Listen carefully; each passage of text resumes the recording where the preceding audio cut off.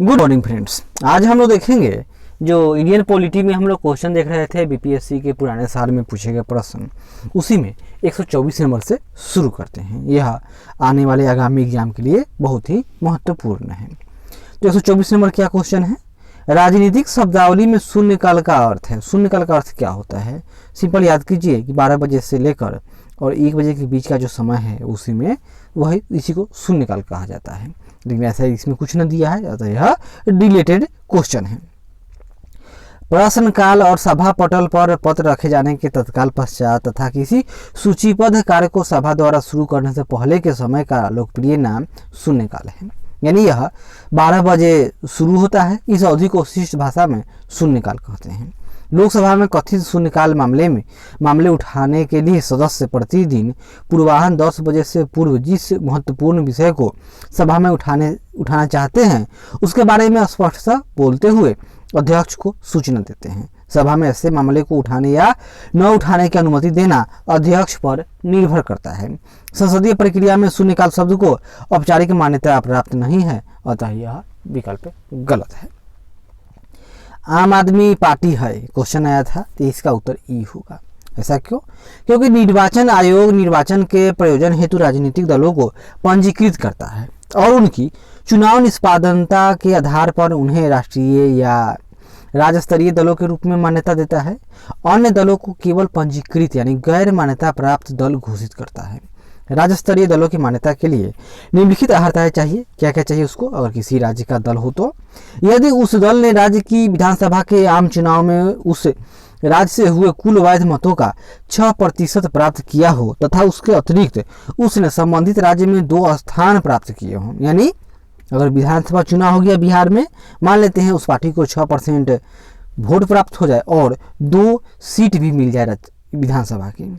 विधानसभा की ही 2 सीट है, या देखिए, या उसके अतिरिक्त उसने संबंधित राज्य में 2 स्थान प्राप्त किए हों तो वह राज्य स्तरीय पार्टी हो जाएगा। चाहे यदि वह राज्य की लोकसभा के चुनाव में हुए आम चुनाव में उस राज्य में हुए कुल वैध मतों का 6% प्राप्त करता है तथा इसके साथ ही उसने संबंधित राज्य में लोकसभा की कम से कम 1 सीट जीती हो।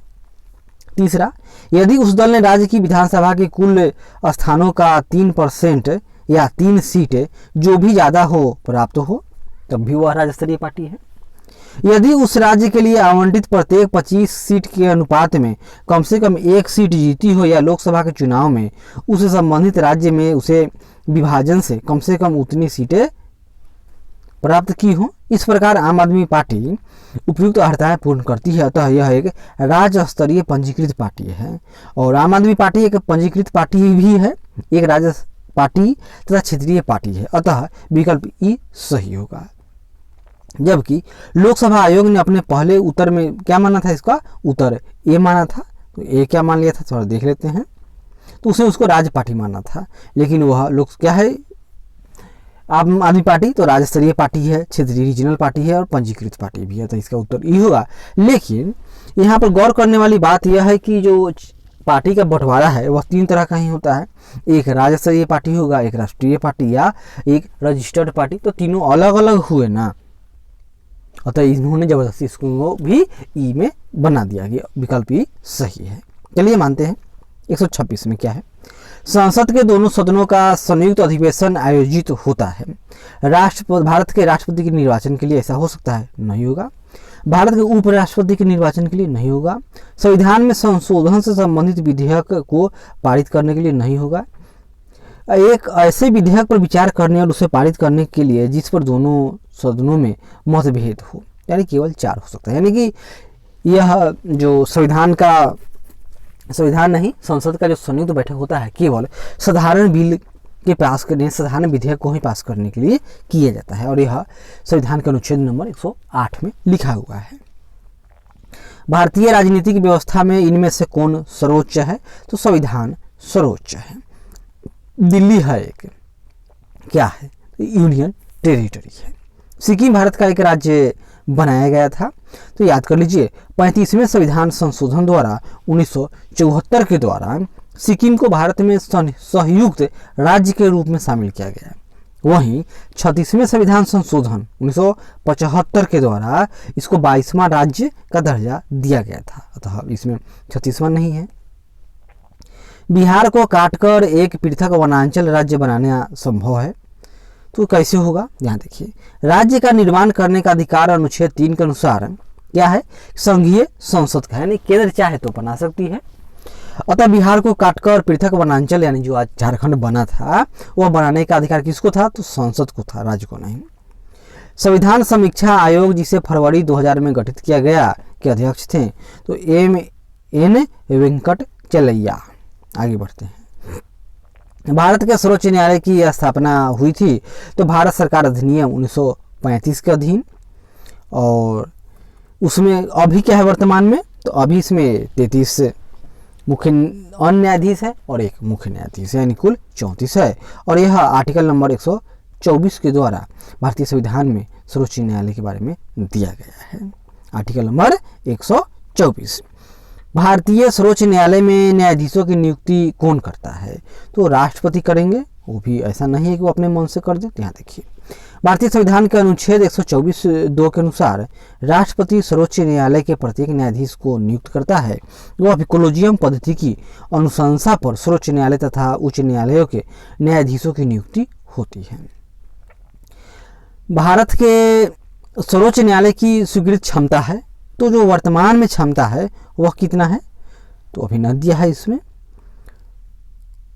तो यहाँ देखिए अनुच्छेद 124 में न्यायाधीशों की संख्या का उल्लेख है, और वर्तमान में जो क्षमता है संविधान में तो लिखा गया है कि जो पहले था 7 वही है, लेकिन वर्तमान में 33+1 है, एक मुख्य न्यायाधीश और 33 जूनियर न्यायाधीश।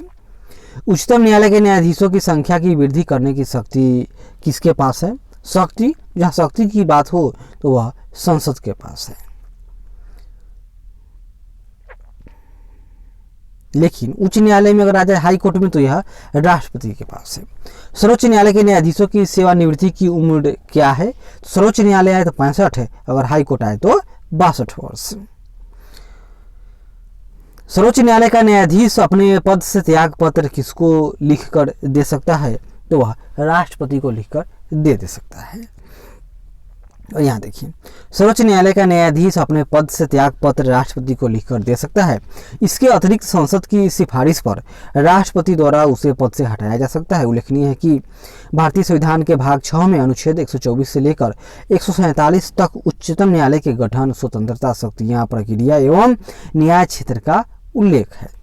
138 न्यायिक पुनरावलोकन। न्यायिक पुनर्विलोकन का अर्थ यह है कि सर्वोच्च न्यायालय क्या करेगा? नाम ही है न्यायिक पुनर्विलोकन, मतलब क्या होगा? किसी भी राज्य के कानून को अवैध घोषित कर सकता है, यानी पुनः रिव्यू करेगा तो वह शून्य कर सकता है। यानी शून्य घोषित किया जा सकता है। किसी राज्य का राज्यपाल नियुक्त किया जाता है, तो किसी भी राज्य का राज्यपाल कौन नियुक्त करेगा? तो राष्ट्रपति जी करेंगे। और कैसे करेंगे? तो वही प्रधानमंत्री के सलाह पर, और प्रधानमंत्री मुख्यमंत्री से भी पूछ लेते हैं थोड़ा सा। देखिए, किसी राज्य के राज्यपाल की नियुक्ति राष्ट्रपति के मुहर लगे आज्ञा पत्र के माध्यम से होती है। उल्लेखनीय है कि भारतीय संविधान के भाग 6 के अनुच्छेद 153 से लेकर 167 तक राज्य की कार्यपालिका का वर्णन है। राज्य कार्यपालिका में राज्यपाल, मुख्यमंत्री, मंत्रिपरिषद और राज्य के महाधिवक्ता एडवोकेट जनरल सम्मिलित होते हैं। राज्यपाल राष्ट्रपति के प्रसाद प्रयत्न पद धारण करता है। इसके अलावा वह कभी भी राष्ट्रपति को संबोधित कर अपना त्याग पत्र दे सकता है। राज्य सरकार का कार्यकारी अध्यक्ष या संवैधानिक प्रमुख कौन होता है? राज्य सरकार का तो राज्यपाल होगा। और यह संविधान के अनुच्छेद 154 के क्लॉज 1 के अनुसार राज्य की कार्यपालिका शक्ति राज्यपाल में निहित होती है, जिसका प्रयोग वह इस संविधान के अनुसार स्वयं या अपने अधीनस्थ अधिकारियों के द्वारा करेगा।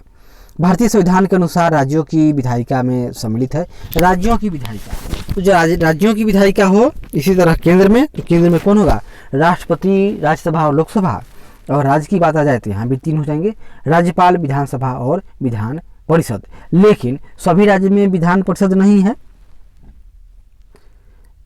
और इसका उत्तर इन्होंने डी माना है, यानी राज्यपाल, विधानसभा एवं विधान परिषद। सही है। चलिए आगे बढ़ते हैं।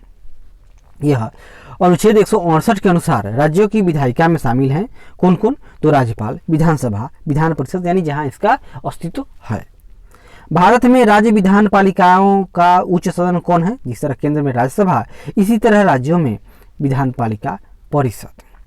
और यह अनुच्छेद 168 के अनुसार क्या लिखा गया है कि राज्य की विधान पालिका एक सदनीय अथवा द्विसदनीय होंगी, और जहां द्विसदनीय विधानमंडल की स्थिति है तो विधान पालिका परिषद उच्च सदन होगा। किसी राज्य में विधान परिषद की संरचना अथवा विघटन किया जा सकता है, कैसे होगा? तो केंद्रीय संसद द्वारा। आपको यह भी पता होना चाहिए कि यहाँ देखिए अनुच्छेद 169(a) के अनुसार किसी राज्य में विधान परिषद की संरचना या विघटन का अधिकार संसद को है। संसद ऐसा तब कर सकेगी जब ऐसा प्रस्ताव राज्य विधानसभा की कुल सदस्य संख्या के बहुमत द्वारा तथा उपस्थित और मतदान करने वाले सदस्यों की संख्या के कम से कम 2/3 बहुमत से पारित हो। इसका उदाहरण आंध्र प्रदेश। निम्नलिखित राज्यों में कहाँ विधान परिषद है? ये देखिए यहाँ पर दिल्ली में परिषद है, नहीं है। केरल में है, नहीं है। हिमाचल प्रदेश में नहीं है, केवल नंबर 4 यानी बिहार में है। और वर्तमान में तो बिहार में है, महाराष्ट्र में है, कर्नाटक, उत्तर प्रदेश, तेलंगाना में है, जम्मू कश्मीर में नहीं है और आंध्र प्रदेश में भी नहीं है। तो कितने राज्य में है वर्तमान में? तो बिहार 1, 2, 3, 4 और तेलंगाना 5 राज्य में है। भारतीय संविधान के निम्नलिखित अनुच्छेदों में कौन राज्य की विधानसभाओं के निर्वाचन का प्रावधान करता है? तो आर्टिकल नंबर 170। आर्टिकल नंबर 170 में क्या है कि विधानसभाओं की संरचना के बारे में है 170। अनुच्छेद 176 में है राज्यपाल का विशेष अभिभाषण। अनुच्छेद 178 में है विधानसभा का अध्यक्ष और उपाध्यक्ष के बारे में है। यदि किसी राज्य की विधानसभा का अध्यक्ष यानी स्पीकर पद त्यागना चाहे तो वह उसे अपना पद त्याग पत्र किसको देना चाहिए? तो वह उपाध्यक्ष को देगा। और यह आर्टिकल नंबर 179 में क्या है कि विधानसभा अध्यक्ष अपना पद विधानसभा उपाध्यक्ष को संबोधित करके दे देगा, त्याग पत्र देंगे। किसी उच्च न्यायालय ने यह फैसला दिया है कि एक ही बार में 3 बार तलाक कहने से तलाक होना गैर कानूनी है। किसने कहा था? इलाहाबाद उच्च न्यायालय ने कहा था।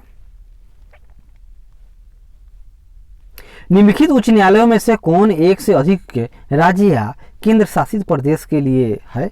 इसका उत्तर ई होता तो सही हो जाता, क्योंकि गुवाहाटी और मुंबई इन दोनों के पास अधिक क्षेत्र है। देखिए गुवाहाटी उच्च न्यायालय एक से अधिक राज्यों के लिए है। इसकी क्षेत्राधिकार में असम, नागालैंड, मिजोरम और अरुणाचल प्रदेश, जबकि मुंबई हाई कोर्ट का क्षेत्राधिकार महाराष्ट्र, दादरा एवं नगर हवेली और दमन और दीव, तो ये दोनों तो अब एक ही हो गए, तथा गोवा है।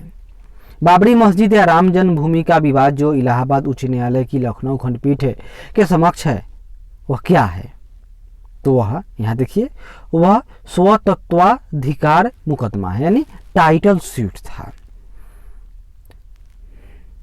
भारतीय संविधान का कौन सा अनुच्छेद संवैधानिक प्रावधानों की संघीय संसद या राज्य विधान पालिकाओं द्वारा बनाए गए नियमों या कानूनों पर प्राथमिकता प्रदान करता है? तो आर्टिकल नंबर 13 की बात हो रही है।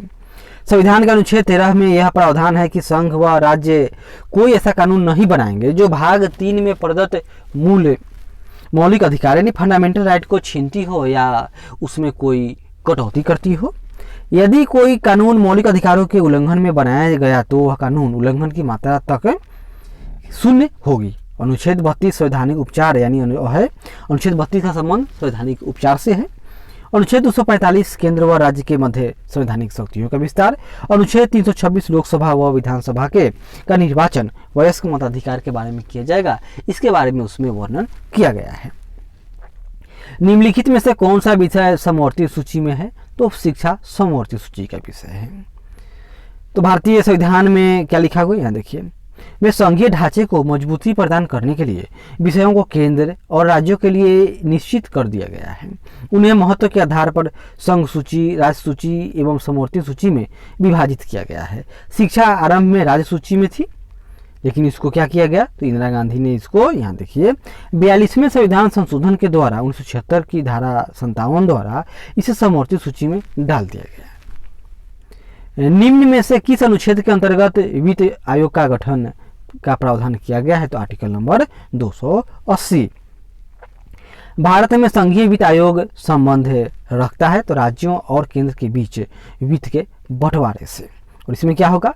यह दोनों के मध्य कर एवं अनुदानों के बारे में, विभाजन के सिद्धांतों के बारे में सुझाव देता है। योजना आयोग की स्थापना कब हुई थी? यह घटना है 15 मार्च 1950 को, और यह संविधानेतर इकाई थी, यानी संविधान में इसका वर्णन नहीं है। यह मंत्रिमंडल के द्वारा एक संकल्प से पारित कर दिया गया था। इसी तरह 1 जनवरी 2015 को इसको समाप्त करके नीति आयोग का गठन कर दिया गया। उस राजनीतिक दल का नाम बताइए जो मिली जुली केंद्रीय सरकार का हिस्सा नहीं है, लेकिन जिसका सदस्य 13वीं लोकसभा सभा का स्पीकर चुना गया था। वो उस समय की बात है जब कौन थे? तो तेलुगु देशम पार्टी के जीएमसी वाले योगी थे। ये आपका नहीं है। भारत के विभिन्न राजनीतिक दलों को राष्ट्रीय या क्षेत्रीय दल का दर्जा देने का अधिकार किसको है? तो चुनाव आयोग को है। भारत के राजनीतिक दलों के संबंध में निम्नलिखित कथनों पर विचार कीजिए। जनप्रतिनिधित्व अधिनियम 1951 राजनीतिक दलों के पंजीकरण का प्रावधान करता है। राजनीतिक दलों का पंजीकरण निर्वाचन आयोग करता है। राजनीतिक स्तर का राजनीतिक दल वह है जिसे 4 या राष्ट्रीय स्तर का अधिक राज्यों में मान्यता प्राप्त हो, यह भी सही है। 1999 के आम चुनाव में निर्वाचन आयोग द्वारा मान्यता प्राप्त 6 राष्ट्रीय दल और 48 क्षेत्रीय पार्टियां थी, तो सबके सब सही है। यहाँ देखिए, वह दल राष्ट्रीय दल होता है जो कम से कम 4 राज्यों में 6% मत प्राप्त करे और किसी राज्य या राज्यों से लोकसभा में 4 सीटें जीतता हो। वह लोकसभा में 3 विभिन्न राज्यों से 2% सीटें प्राप्त करता हो। इतना याद हो गया। अभी वर्तमान में 8 जो राष्ट्रीय स्तर की पार्टियां हैं, कौन कौन? Congress, Bharatiya Janata party, CPI, CPIM, Bahujan Samajwadi party, NCP, Trinamool Congress और ये नॉर्थ ईस्ट का पहला पार्टी नेशनल पीपुल्स पार्टी है। निम्नलिखित में से किस वर्ष सरकारी आयोग जिसे केंद्र राज्य संबंधों में परिवर्तन की संस्तुति का अधिकार दिया गया था ने अपना प्रतिवेदन जमा किया था? ये बात कब की है? तो यह 1987 के समय की बात है। और इनका काम क्या था? केंद्र राज्य संबंधों की समीक्षा के लिए इनको गठित किया गया था और इसने 27 अक्टूबर 1987 को आधिकारिक तौर पर अपना प्रतिवेदन जमा किया था। और 1983 में केंद्र सरकार ने सर्वोच्च न्यायालय के सेवानिवृत्त न्यायाधीश RS सरकारिया की अध्यक्षता में एक 3 सदस्यीय आयोग का गठन किया था। इस आयोग ने केंद्र राज्य सुधारों की संबंधों की सुधार की दिशा में 247 सिफारिशें प्रस्तुत की थी। पंचायत के चुनाव कराने हेतु निर्णय किसके द्वारा लिया जाएगा? तो पंचायत का चुनाव है किसके द्वारा? तो राज्य सरकार के द्वारा इसका निर्णय लिया जाएगा। सिंपल बात है, याद कर लीजिए। तो पंचायतों को संविधान की 7वीं अनुसूची में राज्य सूची की प्रविष्टि संख्या 5 का विषय माना गया है। संविधान के अनुच्छेद 40 में पंचायतों के संबंध में राज्यों को कानून बनाने का अधिकार दिया गया है। इस प्रकार पंचायत राज्य सरकार का विषय है। इसके गठन तथा चुनाव कराने का अधिकार राज्यों को है। किसको? तो राज्यों को है। पंचायती राज विषय है तो राज्य की सूची का विषय है। निम्नलिखित में से किसका निर्माण पंचायती राज व्यवस्था के तहत हुआ था? तो ग्राम पंचायत। पंचायत या जाति पंचायत नहीं, ग्राम पंचायत। यहाँ देखिए, पंचायती राज लोकतांत्रिक विकेंद्रीकरण की व्यवस्था है।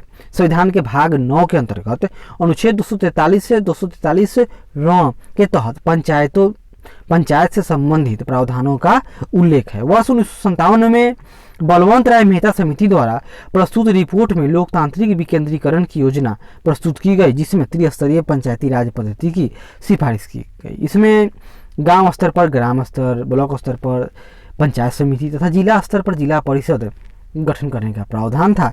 इस सिफारिश को स्वीकार कर 2 अक्टूबर 1959 को नागौर में पंचायती राज व्यवस्था का उद्घाटन पंडित जवाहरलाल नेहरू द्वारा किया गया था। लेकिन आपको यह भी पता होना चाहिए कि 73वें संविधान संशोधन द्वारा 1992 में पंचायती राज संस्थाओं को संवैधानिक दर्जा प्राप्त हुआ था। भारतीय संविधान के निम्नलिखित अनुच्छेदों में से कौन सा अनुच्छेद राज्य की सरकारों को ग्राम पंचायतों को संगठित करने का निर्देश देता है? तो आर्टिकल नंबर 40 जो कि डीपीएसपी है। निम्न में से कौन सा अनुच्छेद पंचायत के गठन के लिए राज्य सरकारों को निर्देश देता है? तो आर्टिकल 40। सरकार की पंचायती राज प्रणाली की प्रमुख विशेषताएं क्या है बताइए? तो इनमें सरकार की 3 श्रेणियां होती है। इसका लक्ष्य गांव को सामाजिक एवं आर्थिक न्याय प्रदान करना है। जिला परिषद में इसके सदस्य के रूप में कुछ सांसद होते हैं या इनमें से सभी, तो यह सभी होगा। पंचायती राज प्रणाली स्थानीय स्तर पर त्रिस्तरीय शासन की व्यवस्था है, जिसमें ग्राम स्तर पर, ब्लॉक स्तर पर एवं जिला स्तर पर। पंचायती राज का उद्देश्य स्थानीय ग्रामीण समुदाय को सामाजिक आर्थिक न्याय प्रदान करना है। पंचायती राज की 3 स्तरीय प्रणाली में कौन कौन आएगा, तो देखिए ग्राम पंचायत ग्राम स्तर पर, ब्लॉक लेवल पर क्षेत्रीय पंचायत समिति और डिस्ट्रिक्ट लेवल पर जिला परिषद। पंचायती राज का प्रधान लक्ष्य क्या है, तो ग्राम वासियों में शक्ति का विकेंद्रीकरण। सफलतापूर्वक कार्य हेतु पंचायती राज को पूरे सहयोग की जरूरत पड़ती है, तो स्थानीय जनता से, बिना जनता के भागीदारी यानी बिना जन भागीदारी की कोई भी योजना कोई भी स्कीम सफल नहीं हो सकता है। भारत में पंचायती राज प्रतिनिधित्व करता है तो सब यह देखिए शक्तियों का विकेंद्रीकरण, लोगों की हिस्सेदारी, सामुदायिक विकास। पंचायती राज को डैश के अंतर्गत स्वशासन की इकाई के रूप में संगठित किया गया है, तो भारतीय संविधान के 73वें संशोधन द्वारा 73वें संशोधन 1992 के माध्यम से इसे स्वशासन की इकाई के रूप में गठित करने के व्यवस्थित प्रयास किए गए थे। जिस समिति की सिफारिश पर भारत में पंचायती राज की स्थापना की गई थी उसका अध्यक्ष कौन था, बलवंत राय मेहता, 1957 की बात है। उसके इन्होंने त्रिस्तरीय कहा था। उसके बाद 1977 में अशोक मेहता समिति गठन किया गया। इन्होंने अपनी रिपोर्ट 1978 में दी और इनका क्या था कि पंचायत द्वितीय स्तरीय होगा। वहीं 1985 में GB के राव समिति का गठन किया गया। फिर 1986 में LM सिंघवी समिति बनी और 1988 में PK थुंगा समिति का गठन किया गया। लेकिन ML सिंघवी समिति ने ही पंचायतों को संवैधानिक दर्जा देने की सिफारिश की थी, तथा ML सिंघवी महत्वपूर्ण है।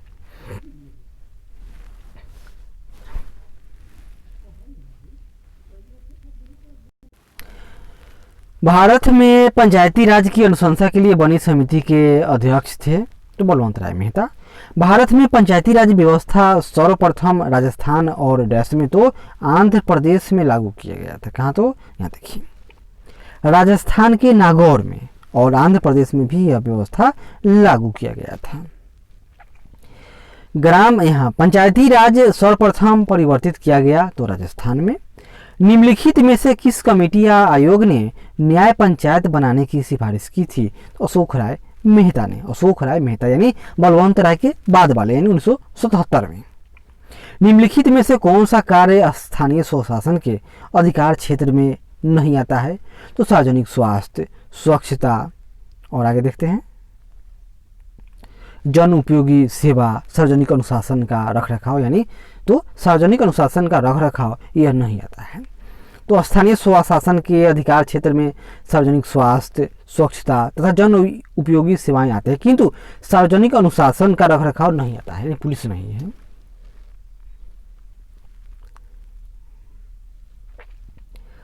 पंचायती राज प्रणाली किस सूची में है, तो यह राज्य सूची में है। और आगे देखिए किस राज्य या किन राज्यों में पंचायती राज संस्थाओं में स्त्रियों के 50% आरक्षण को वैध किया गया।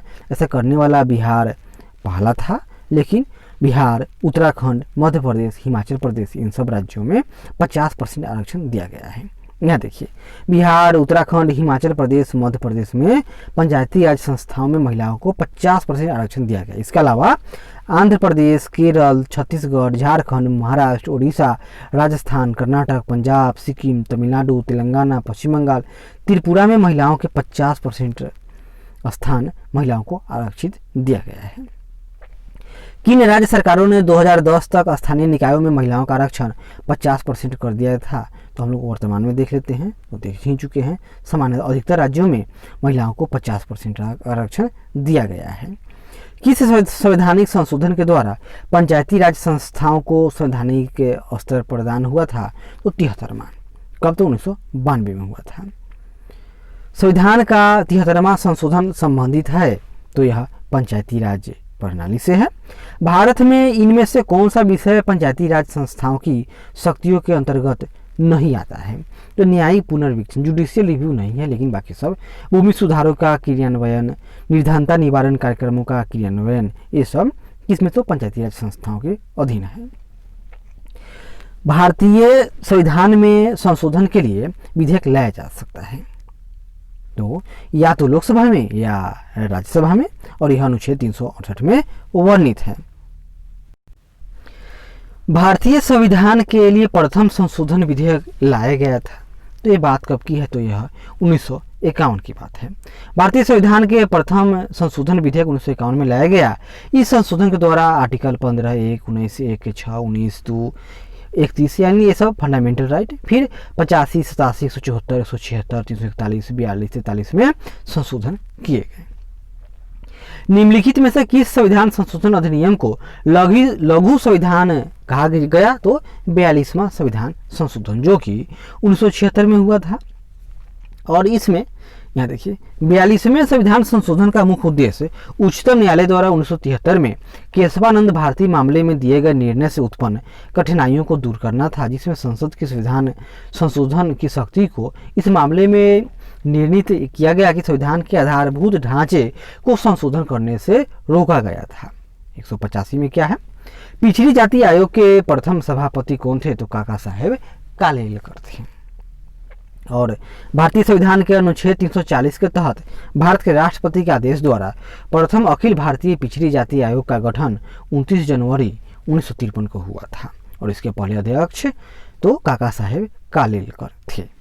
राज्य लोकसभा आयोग का अध्यक्ष किसके द्वारा नियुक्त किया जाता है?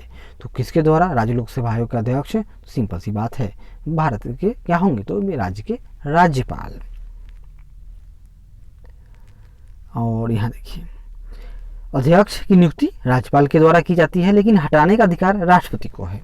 और राष्ट्रपति उनको कैसे हटाएंगे? जिन आधारों पर संघ लोक सेवा आयोग के अध्यक्ष एवं सदस्यों को हटाया जा सकता है। भारतीय संविधान के भाग 14 के अनुच्छेद 315 से 323 तक राज्य लोक सेवा आयोग की स्वतंत्रता, शक्तियों के अलावा इसके गठन, सदस्यों की नियुक्ति एवं बर्खास्तगी इत्यादि का उल्लेख है। भारत में मतदान के लिए प्रयोग की जाने वाली मशीन वीवीपैट का संस्करण क्या है? यह क्वेश्चन आया था, याद कर लीजिए। तो यह वीवीपैट का जो विकल्प था वह M3 था, सिंपल। और यह स्वतंत्र निकाय है भारत का कौन? तो निर्वाचन आयोग। और यह वर्णन कहाँ संविधान में? तो आर्टिकल नंबर 324 में है। भारत के वरीयता क्रम में निम्नलिखित में से कौन पहले आता है? यूपीएससी का अध्यक्ष, मुख्य चुनाव आयुक्त, नियंत्रक एवं महालेखा परीक्षक या उच्च न्यायालय का मुख्य न्यायाधीश। तो यहाँ देख लीजिए वरीयता अनुक्रम केंद्र एवं राज्य सरकारों में विभिन्न पदाधिकारियों के रैंक एवं ऑर्डर से संबंधित है।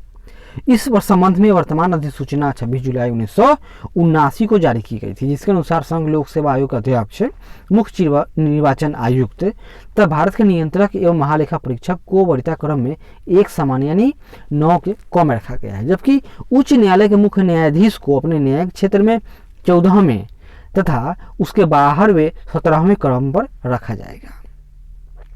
तो यही सब क्वेश्चन आया था बीपीएससी में अब तक, किस में? तो इंडियन पॉलिटी से संबंधित। इसके बाद में हम लोग ज्योग्राफी ऑफ इंडिया देखेंगे।